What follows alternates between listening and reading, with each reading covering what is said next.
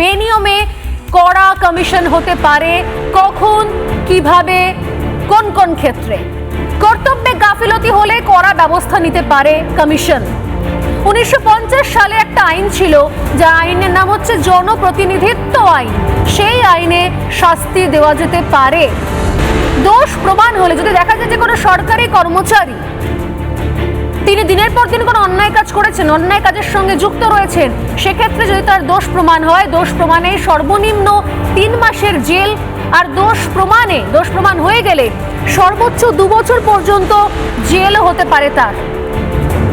কারাদণ্ডের পাশাপাশি জরিমানাও হতে পারে। এটা 1950 সালের যে জনপ্রতিনিধি আইন, সেই জনপ্রতিনিধি আইনে রয়েছে। আমি আরো একবার বলি, 1950 সালের জনপ্রতিনিধি আইন অনুযায়ী বলা হচ্ছে কর্তব্যে গাফিলতি হলে কড়া ব্যবস্থা নেওয়া হতে পারে।